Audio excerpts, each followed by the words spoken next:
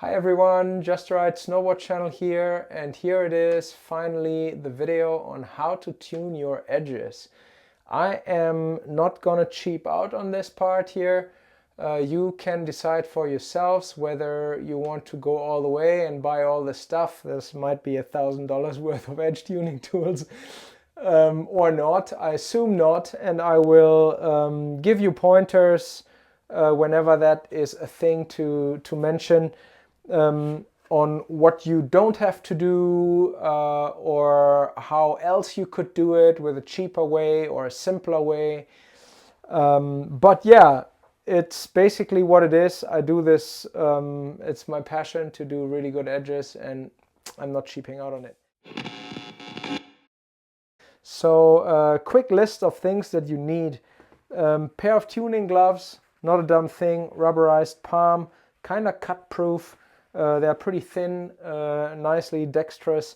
An old rag, you need some water in a spray bottle.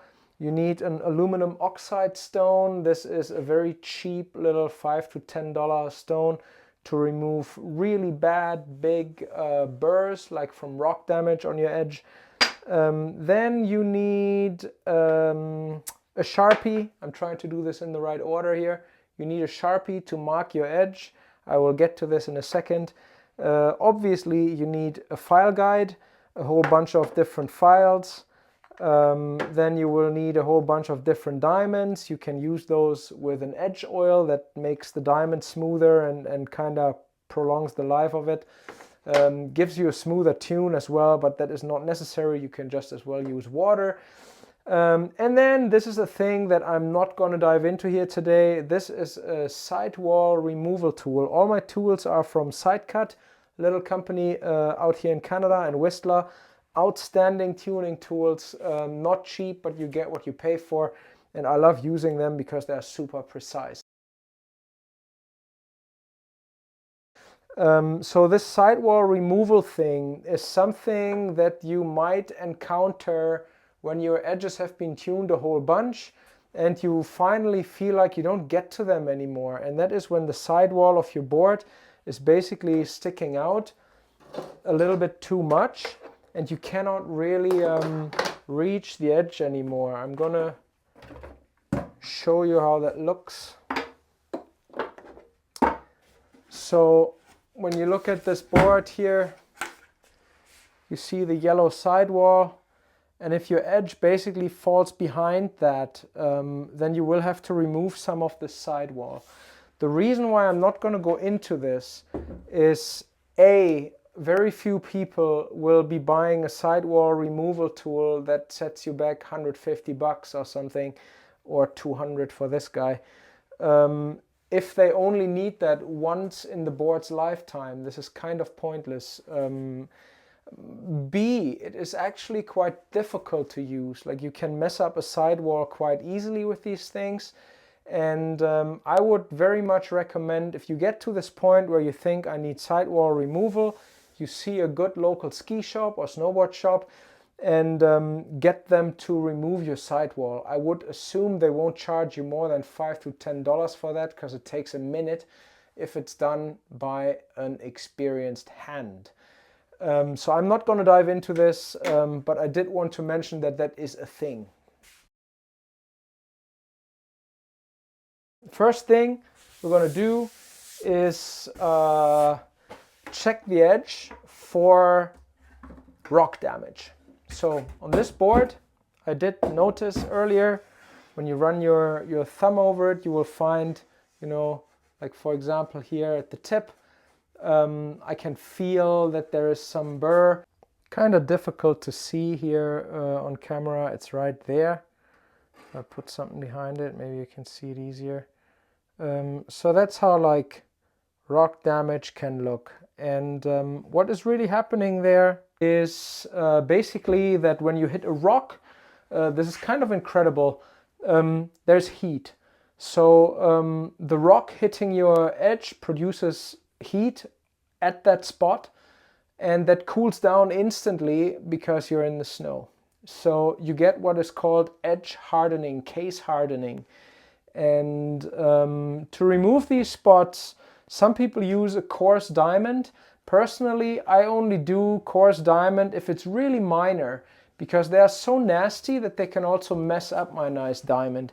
So what I'm doing is I'm taking my aluminum oxide stone, I spray that thing with water, and then what I do here is basically I try to push this stone flat onto the edge.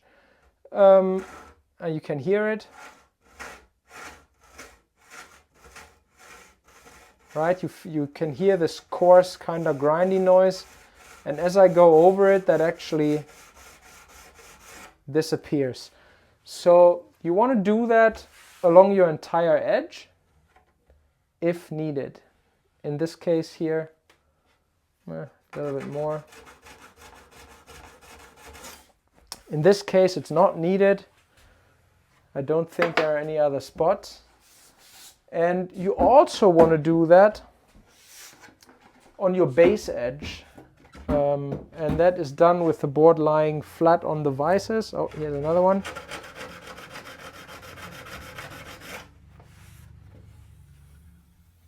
That's clean. You put the board down flat.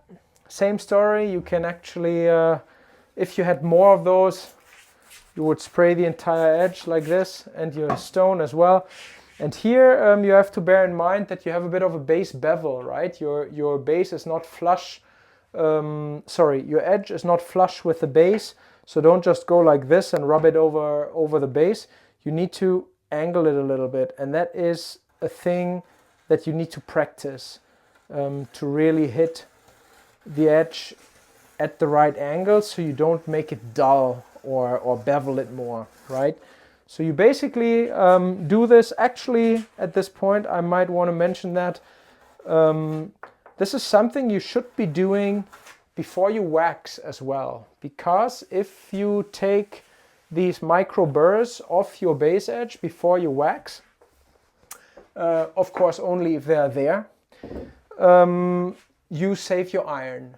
The base of your iron will scratch if you always run it over these really nasty sharp little burrs. So yeah, don't do that. The other thing is, don't do this just because you think Lars said I should do this and you do it all the time. The base edge of your snowboard is something that you only want to touch when it needs something. Because the thing is that the base edge of your snowboard, the so-called base bevel, really determines how your board rides, as in how quickly the edge engages, how aggressively the board enters turns. That's all your base edge. And what's obviously going to happen over time, if you keep messing with the base edge, you are increasing the beveling of it, right? And eventually you end up with a base that doesn't, an edge that doesn't engage properly anymore. And the only way to reset that is a base grind. All you can do to make this flat again is grind down your base, make it flush with the edge, and then reset your base bevel. The issue with that is that every time you grind a base, you also remove every little milliliter of wax that you've ever dripped and ironed into it. So you basically reset your base. And personally, like, holy grail about my snowboards is saturated, well waxed bases, and I spend a lot of time doing that. So I don't want to, just because I feel like it today, do a base grind and mess with my base bevel. That's a thing that I only do when it's really necessary for some reason. Okay, now that I have my edges basically cleaned up, let's set the case I do need to do my base bevel. There are tools like this one here. This is a little plastic base bevel guide. They're pretty cheap and they come in quite handy. They come in different levels, like this is 1 degree. That's what I kind of recommend on 95% of all snowboards. And the thing with that thing is you need to be careful to insert the file into it so that the tang actually moves the shavings away from the base rather than throwing them onto your base. So this is probably really difficult to demonstrate on camera, but like if you look at the, it's really difficult. If you look at the tang going this way, right? That's basically the way I want to pull the file. And I can do this on this side or on this side, that kind of doesn't matter. But if I do it on this side, I have to move my file, right? I can't do it this way because that would throw the shavings onto my base. And you will work file shavings into the base, and that's super nasty. So I'm going to do that on this side here. That also makes my file shavings fall onto the table. And basically you just insert this guy like this. Gives you a little bit of a handle down here. And then this side here, this little edge, rests against the edge like so. And I apply some pressure on top of the file. So I know that this base bevel is set, so nothing's going to happen here. But basically this is what you do. You just run it along gently.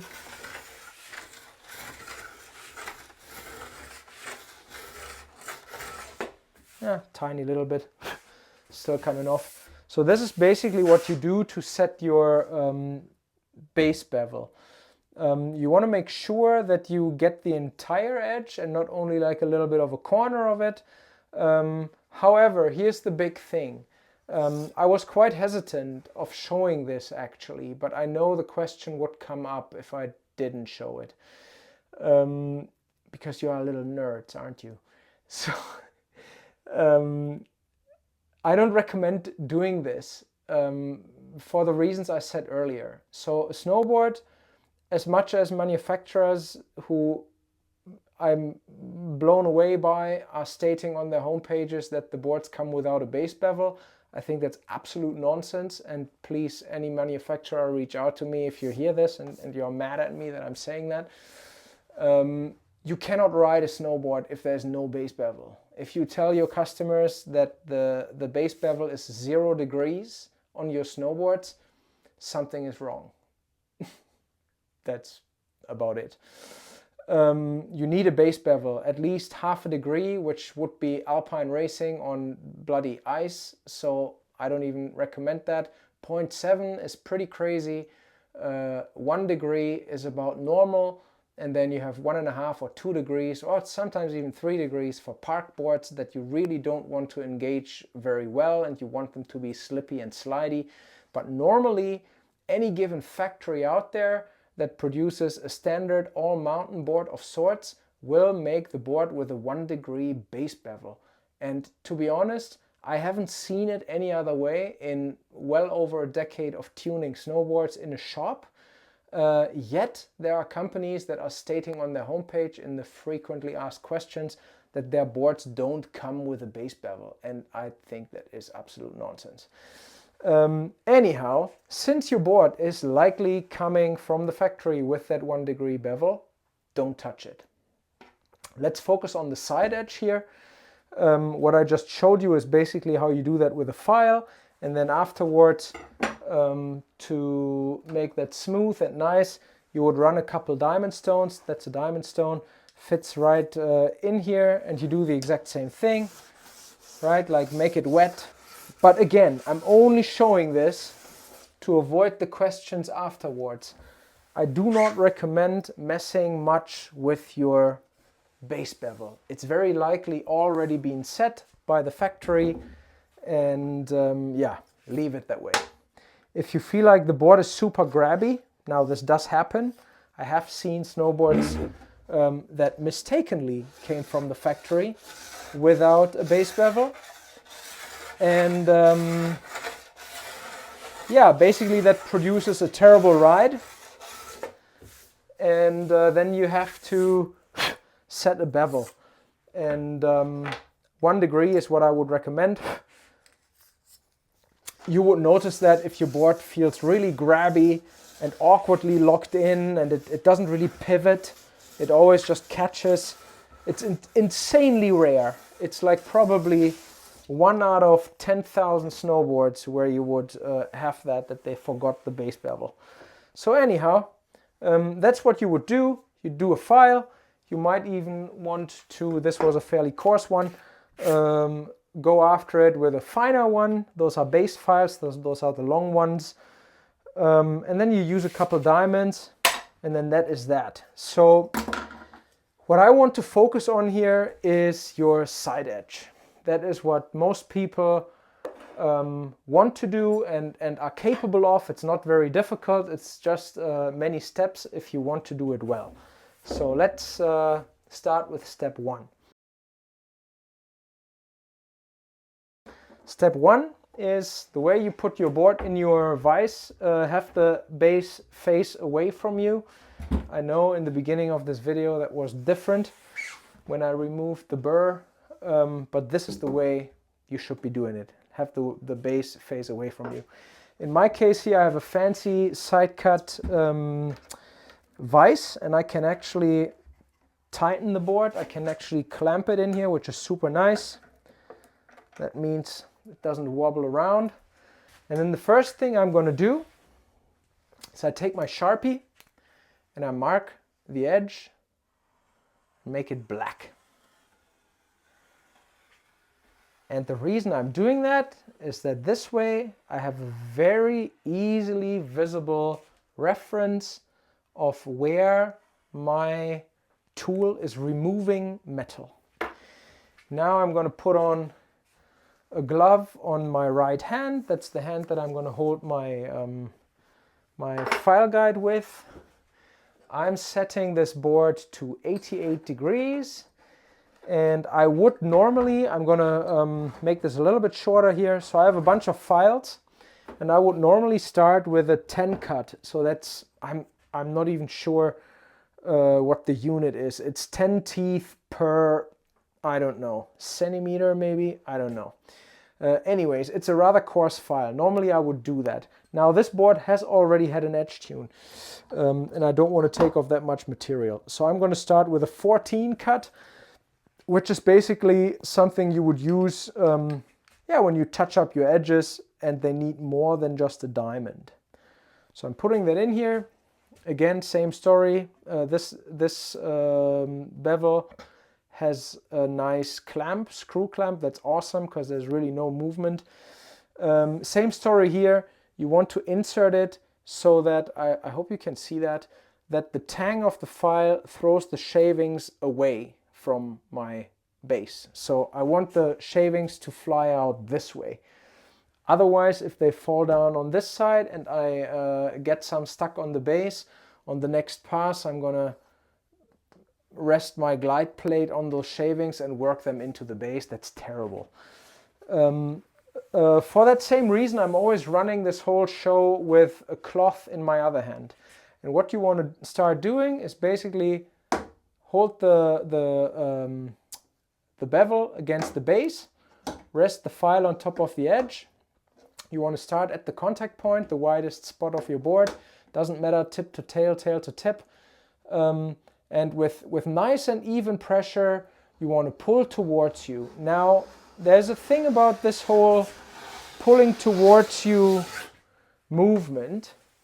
What I do is, instead of pulling on my arm, I am moving, as in I walk backwards with my arm like semi-stretched out.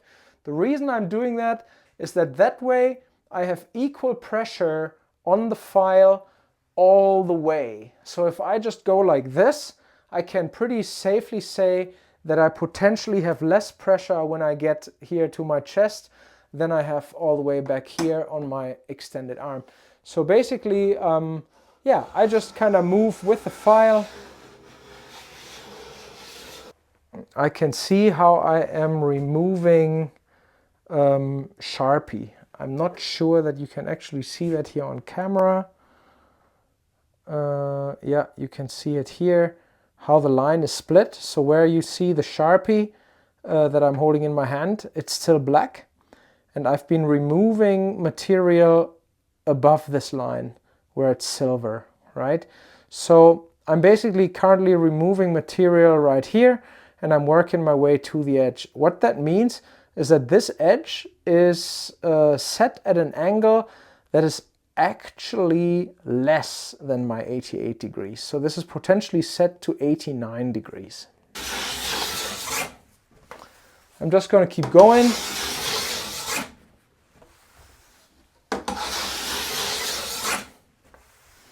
So just so I don't have to swap files all the time, what I do is I do the same step now on the other edge.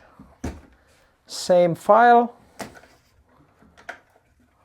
14 cut, and same story here, just a quick wipe, get the Sharpie out.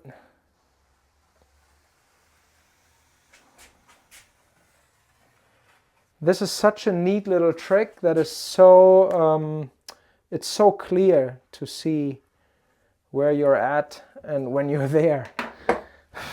That's what I do on a board that I don't know yet, or a brand new board or whatever, right? So basically, once I've set my boards to 88 degrees, I forget about this Sharpie thing, right? Like, I know what my angle is, and basically if I touch up my edges, I don't even use a file. I use diamond stones because the edge angle has been set. All I want to do is like re-sharpen it, refresh it. So same story here. Moving backwards with my extended arm. All right, and that is already it. That's sharp everywhere. So now you want to go down a file. I'm going to a 16 cut. This is one part that you could skip. You could say, if you want to get yourself into a nice tuning kit, you could do this with two files. You need one coarse one, like a 10 cut, to set the edge angle, and then you need a medium or medium fine, you know, like a 15 cut or a 14 cut to make it a little bit smoother, a little bit finer. But you don't necessarily need 10, 14, 15, 16, which is what SideCut are offering. I normally go 10, 15, and just demonstration purposes here, I started with a 14 and I'm going now to a 16. So same here. I don't need my Sharpie anymore because my edge angle has been set. All I'm doing is a couple passes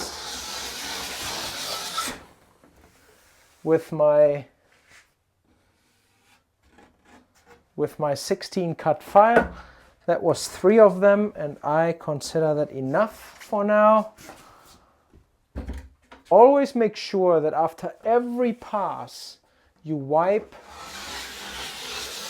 the base of the board and the edge of the board with a cloth. I just don't trust it that I don't get any shavings on the base, and to remove file shavings that are stuck in your base is an absolute nightmare, and also it damages your base. So I'm super careful with that. On a snowboard, because you don't have a very long edge most of the time, I prefer going tip to tail one pass. You will see ski tuning techs who are basically doing like this. Like they keep going multiple short passes overlapping. The idea with that is basically if you overlap smaller sections, they say it's potentially more even because the pressure you're applying on like a foot long piece of edge is pretty equal, right? And then you could just keep going like this. Now, since I'm keeping my arm pretty much extended and I am moving back, what I explained earlier, I think the pressure is pretty even the way I do it. And because I don't have a ski that is like 2 meters worth of edge, or like 1.65 meters, however, I can pretty easily deal with that, even in my tiny little tuning shop. So yeah, that's what I do. And next step is going to be removing a burr. What is a burr?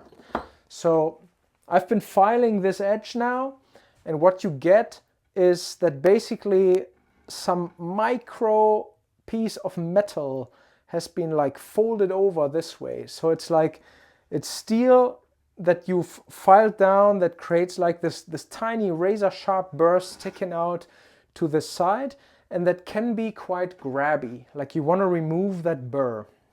I can either put the board down, get my whole edge wet, and do the same thing that I showed you earlier with my aluminum oxide stone when I removed the case hardening from the edge.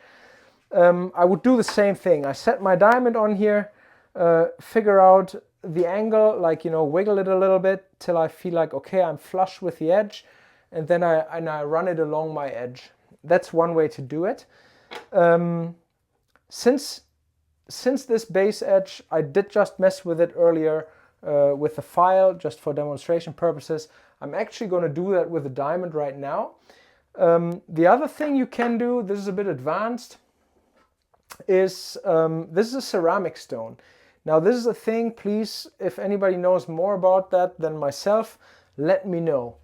I once heard in a Swix tuning clinic from a guy that seems to be ski tuner on the World Cup, that these ceramics do not actually remove material, they only like polish, as in it's so fine that they're basically not abrasive. And what he was doing was basically, he just held this thing against the ski, didn't necessarily pay super good attention to the angle he was holding it, because he's saying, well, it doesn't change my base bevel anyways, it's not abrasive. All he wants to use it for is to fold this micro metal burr back up this way, so he can then use the next diamond and file it off. Essentially, that is exactly what I'm going to do here. I'm going to keep playing with the burr sticking out this way, and then I make it up this way, and it's going back and forth until it's gone, right? However, difference between diamond stone and ceramic stone would in this case be, if I constantly do this with a diamond, according to this man from the clinic, I will eventually change my base bevel, because the diamond is much more abrasive than this little ceramic thing. However, for you guys back home, I would say, since you will likely have more use from a diamond, maybe just buy yourself a diamond stone. And you don't have to do this 100 million times either, so you're not going to lose all that much of your base edge over time. This is what I'm going to do right now, since this board is pretty fresh and I'm not too worried about it. So I'm going to spray the edge, and I'm going to spray my diamond stone, and I guide both my hands with each other basically. I'm kind of locking in. This is how I hold the stone, and I'm holding it onto the edge. Hope you can see this, like this. So my fingertips underneath are actually touching the sidewall of the board, and then from the top I give it a bit of pressure, and I'm actually locked in that way. I'm locked onto the edge. Hope you can see this. And then with my other hand, I'm holding the end of the diamond like this, and I'm basically with this other hand guiding it back and forth. So that way I'm almost making myself a bit of a bevel here, of a bevel guide. Obviously what you can do too, this is like the advanced method, but what you can do too, if you have one of these beautiful little, where did it go? Base bevel guides that I used earlier. These guys here. Then what you can obviously also do is simply put the stone in there, and run this along the edge, right? That way you have very much the exact angle that you set earlier. If you do quick touch-ups and you practice this the way that I'm demonstrating that here, you can very much do that by hand. Like most experienced tuners that I know of are actually doing this by hand. It's a bit of a field thing, as the entire procedure of edge tuning really is. Everything about it is about practice and yeah, just getting good at it. It's quite physical. It's like hands-on. You know, you feel a lot. You learn a lot about snowboards when you tune edges.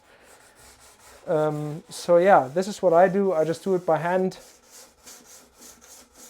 Bit of water on the edge, that's quite important for your diamond, and also gives you a nicer finish. So this, by the way, is a 400 grit diamond. That would be called something along the lines of medium, kind of the coarse end of medium, I guess. So basically what I've done now is I folded this burr back over this way while also polishing this base edge with my diamond, right? So next thing is, same diamond, 400 grit. I'm gonna use it on my side edge. Pops into this guide quite nicely. There's nothing to worry about here. You can just put it in there however you want and run it back and forth, because it's just diamond powder coating. There's no tang like on a file or something. You can just run it along. The important thing about this part is to apply very little pressure. This is not some violent grind with a diamond. The less pressure you apply, the finer you work, the less you're folding this burr back and forth, right? Like you can imagine, this is such microfine steel that is sticking up this way. If I just push onto that like crazy with my diamond, instead of shaving it down, I'm simply folding it back over. So yeah, be careful, not too much pressure there. I'm gonna do the other side, and then good to go.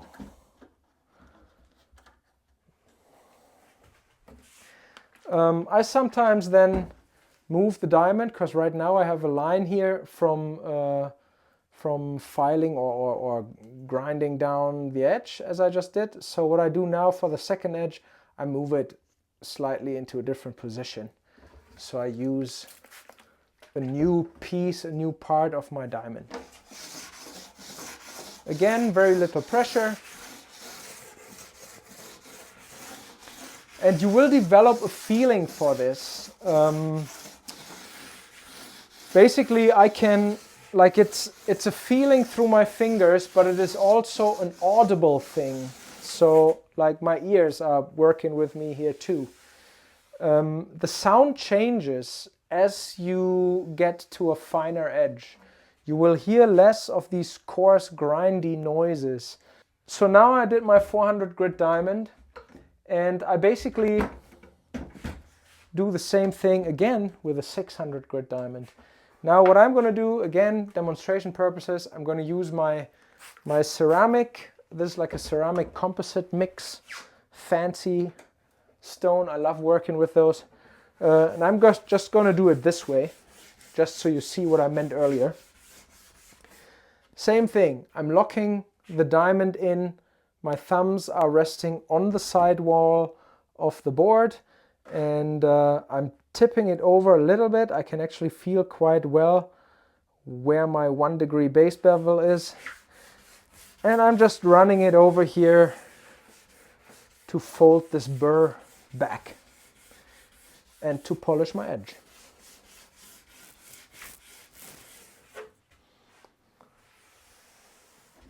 So same story here. I do both both edges first before I then use my file guide with a 600 grit diamond again. So as you can see, this part is now repetitive. I'm just going back and forth. Nothing changes in what I'm doing. I'm simply doing the same thing over and over again with different stones. Now, here's one of the parts where I would want to point out that any kind of home user that isn't crazy about getting the perfect race tune, you don't have to go through this craziness that I'm doing here and keep going to some wild extent. There is an easier, quicker way to achieve a pretty good result without having to buy 3 different diamond stones and a ceramic stone and whatnot.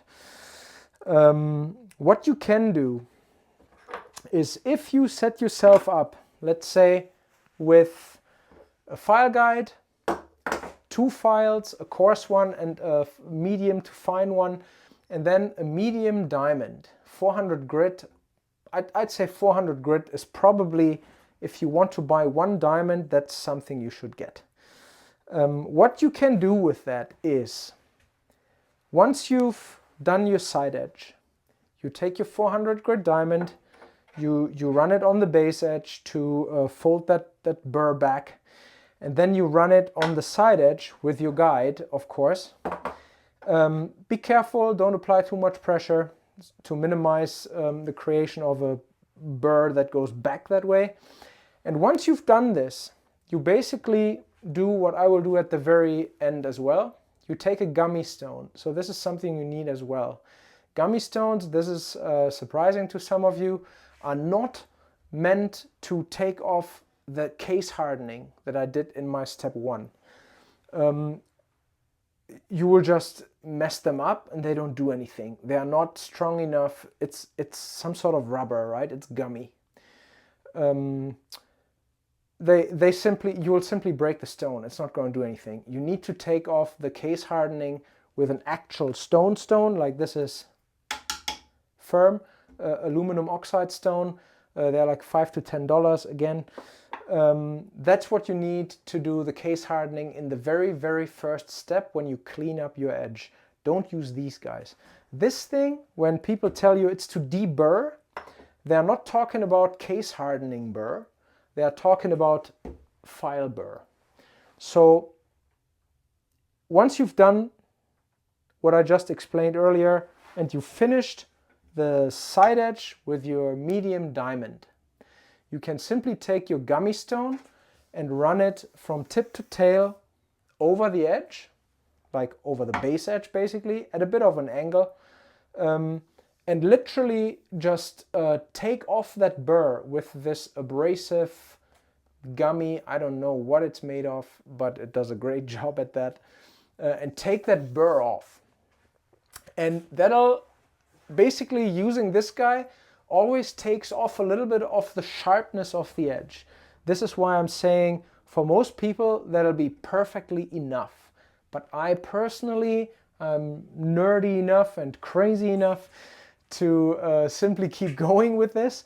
And sometimes I can achieve a tune where I don't even need this. There simply is no burr. I managed to polish off the burr that I'm creating in both sides here, to polish it off with every pass that I give it with a finer and finer diamond, and in the end maybe even with one of these ceramic stones. There's simply no burr left, and that would probably be like a race type edge, but you don't really need that. So what you really need is 2 files, a diamond and a gummy stone, and a side edge guide, right? Side edge guide, super important to buy a nice one, ideally with a built-in screw clamp like these guys here. You can also do this kind of setup where you simply have, so I'm going to use my, dirty. I'm going to use my my diamond on this one, you go like this. That's what most people do. You have a fairly strong spring clamp, and then that's your guide, and you clamp a file to it, and that's your setup, right? The only issue with that is this, right? Like this file is attached pretty well, but if you're a little bit clumsy and haven't done this all that much, you might actually be moving that file and the tune is just not quite that precise, which is also not a problem for most people. So whatever you want to do, get yourself a nice side edge bevel. This one has a particular purpose in my tuning shed here. I don't do edges with it. You can see the difference. This one has a glide plate, way better on your base. This one is just aluminum. I'm not using this thing to do boards. It has a different purpose. So yeah, get one with a stainless steel glide plate. That's definitely the way to go. Yeah, and then you have a gummy stone to remove that burr, and obviously also your aluminum oxide stone for the very first step. That is technically all the tools that you would need when you start doing your edges. And I am at close to the last step here. I'm doing 600 grit diamond on the side edge. I can already feel now that there isn't really much happening here anymore in regards to removing material. Like this feels really smooth.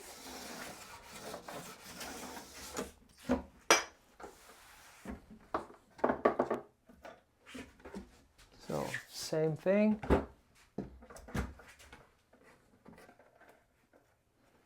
Both sides, and I'm moving my file again, my diamond stone. Bit more water on it.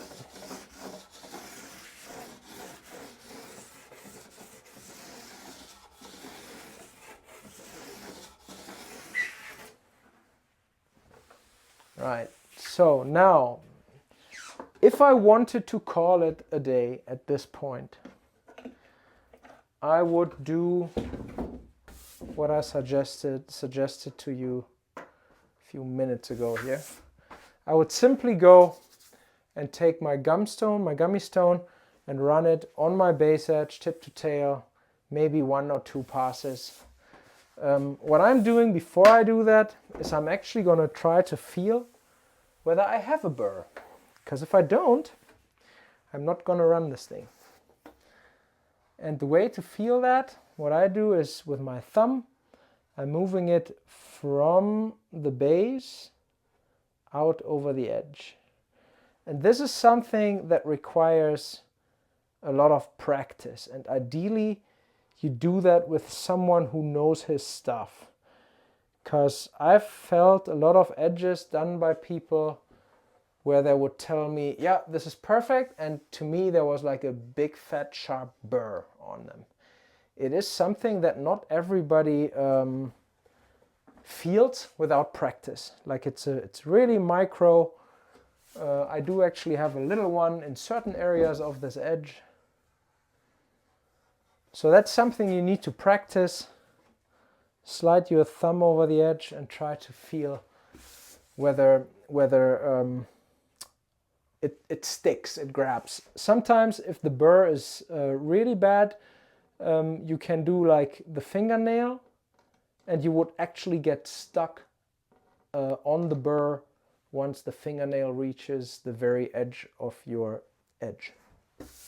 Alright, so since the burr that I got here is really, really minor, I'm just going to do 1 pass with this thing over the edge, tip to tail.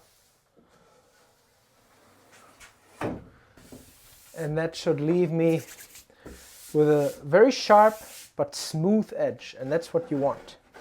You want an edge, perfect. You want an edge that is really razor sharp, but not in a way that you instantly cut yourself. That is mostly happening due to the leftover of some form of a sharp, uncontrollable burr.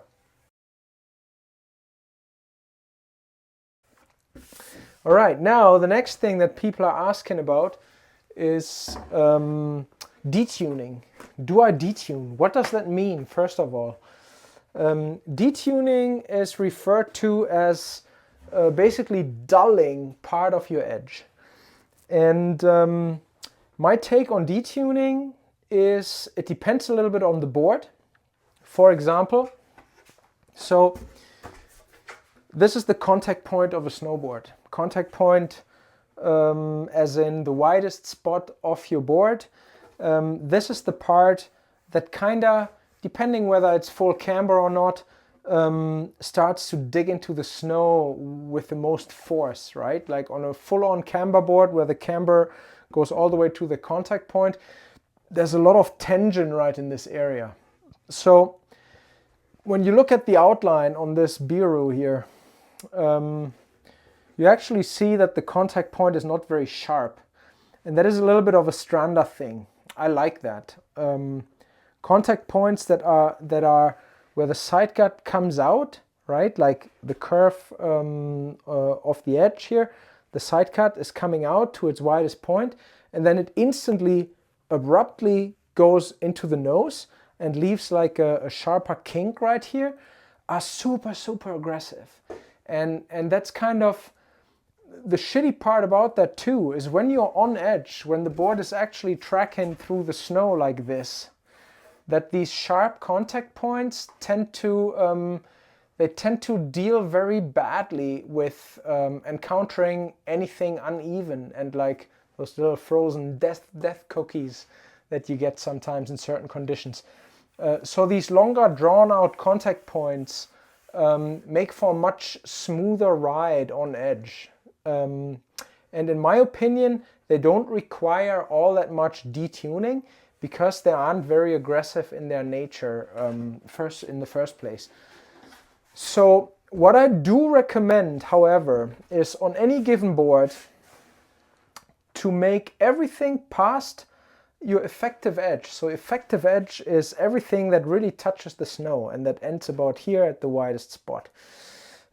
Past the effective edge, I make all of this actually round. I'm not just dulling it, I'm actually making it round with a file. Because if I ride off-piste and I'm riding through crud and all kinds of stuff, this is a part of my board, my nose. Because of the upkick, I have zero control over this. Like I can do whatever I want with my feet. All I can control is the board along its effective edge. I can't, if this grabs something in the very front here that digs into the snow in a situation where I don't want that to happen, that's not good. I don't want this to be bitey and grabby. So I round all of this properly off with a file. That's a very easy thing to do. Takes a second. The original idea of detuning was on full camber boards where the camber ends at the widest spot and people would go from the contact point inwards and basically make the edge pretty dull. I don't like that. There are reasons why you don't really need to do this anymore. There's hardly any full camber boards out there, first of all. Even when a company states full camber, there's likely an inch worth of early rise. Like the contact point is very likely very slightly lifted off the snow. Any kind of early rise that lifts the contact point off the snow technically acts as a detune, because contact point is not engaging with the snow until it's properly on edge, right? So at that point, you're already in a turn. It doesn't create this unwanted bite that some of the old school camber boards used to have. So personally, I keep my edges sharp all the way to the contact point. And if I have a board where I find I want the tips to be a little more pivoty, less grabby, what I tend to do is, remember we talked about base bevel earlier here in this video. I go and for example, the first 10 centimeters from the contact point inwards, I apply a larger base bevel. So I would take a 1.5 degree base bevel guide and file this down so it hangs off a little bit more, and then blend it into a 1 degree. It's not rocket science. If you've done a base bevel, you can certainly blend one to the other. There's nothing crazy about it. You might want to measure so your edges are like even, but it's not rocket science. For me, the desired outcome is a sharp edge, and I mean tip to tail, contact point to contact point, sharp edge. If I only mess with my base bevel to make the edge around the contact point a little bit less aggressive, I can still keep it sharp. I hope that makes sense. In this case, on the Biru, I'm not doing anything. This thing is so-called full camber. It's basically full camber. The contact point doesn't have the full-on, you know, arc down into the snow right to the contact point. I am very comfortable riding this board without any crazy detune. If you wanted to detune, before you took a file and actually went to town from the contact point inwards, you should also just try it with a gummy. I could take the razor effect of the edge that I just created here by simply rubbing this gum stone along this area, you know, like 5-6 times. And that way at least I'm not destroying my edge. Like anybody who simply takes a file straight to the edge and makes it dull is really doing some damage, because it takes a lot of filing to get that back sharp if you ever want it back sharp.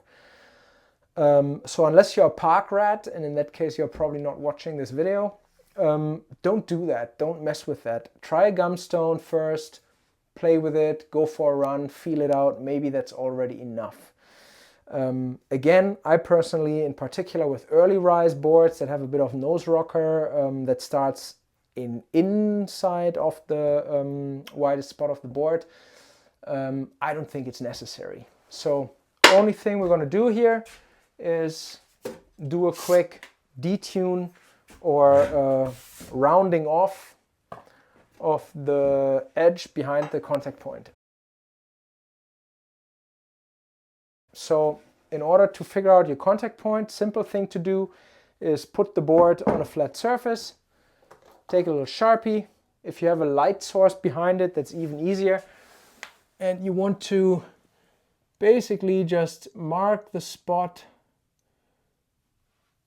I got it there and there. You can see the two Sharpie marks right down there. So basically the left one shows you the beginning of my contact point and the right one the end. So basically the edge that is in touch with the snow goes until the right mark. And if you wanted to detune your contact point, you would dull it slightly from the left mark onwards to the right, into the tail. So that's one way to determine your contact point. You just tip it on edge and take a Sharpie and put like 1 or 2 little marks on there, depending on what you're trying to find. And basically I'm just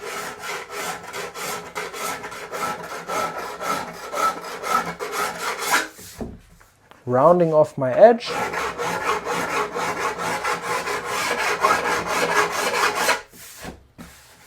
Behind the contact point. So I am not dipping into my effective edge, the edge that I'm actually riding on when I'm in a carving turn.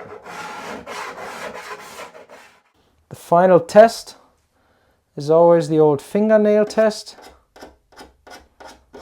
As you can see, fingernail is shaving off nicely, and I think we're good. All right, that's it. I hope that shines some light into the dark about the edge tuning science. I really love nerding out about this. I really go to town on my edges. I think they are always in like pristine shape. I hate it any other way. You don't have to go all that far. As I said earlier, just to sum this up again, maybe tools you need clearly is like easy stuff: a rag, a spray bottle, get a pair of gloves for your the hand that is on the file that doesn't hurt. For the edges themselves, start with an aluminum oxide stone. Those things are really cheap to clean up your edge. Then you mark your side edge with a, unless you want to do your base bevel, of course, then you do your base bevel first with a little base bevel guide and a base file. Those are the long ones here. Again, I don't recommend messing with that. Maybe take it to a shop for that purpose, or trust your manufacturer that the board actually comes from the factory with a base bevel. So side edge maintenance, which is basically the sharpness of your edge, is Sharpie first to mark the edge, get it all black, and then take whatever guide you want. So this is something that I haven't talked about. I'm using 88 degrees on just about all of my boards. 88 equals 92 equals 2. So if you read 92 degree edge guide, like written on this one, it's just a different side of the angle that you're looking at, right? Like, so 92 and 88 or 2 degrees, it's all the same. So that's what I'm doing on most of my boards. This is a 91. I do not recommend going 90. I think 91 is okay. If you combine 1 degree base with 1 degree or 91 side, then you actually end up, or 89 for that matter, then you actually end up with a square edge, right? That's an edge that will last you longer than a sharper edge, but it simply won't be quite as sharp. So 91 is the least I would use. The 90 degree ones are kind of silly. I don't even touch them really for any boards. Yeah, and then I have my 88, and then for some weapons in the closet, I do have an 87 degree side edge bevel that is kind of racing angles, like 87 or even 86. I don't run 86. But yeah, 87 on some of my crazier boards. You know, when you have to carve on that ice, that happens every now and then. You gotta go the extra mile. So yeah, choose your battle there, right? Like 88 or 89/91 or 92 will do it for you. Then you need a few files, a coarser one to set the edge, a finer one to make it a little bit finer. And then you need some diamond stones. If you don't want to spend too much money, just buy a medium coarse, like a 400 grit or something like that, diamond stone that you can use on both your base edge and your side edge. And then to finish and take off that burr, definitely get a gummy stone. And that is basically all the things that I can think of right now, but I'm quite sure that somebody will ask questions here in the comments and tell me what I've all forgotten, and then just keep reading comments and I will answer all your questions. Thank you so much for watching. I hope that made any sense at all. Subscribe to the channel, follow me here, like my stuff, share my stuff, and make sure you ring that notification bell, you know, so you get notified when the next thing is happening. All right, take care out there. Hope you have sharp edges in the future and can lay out the carve. Bye-bye.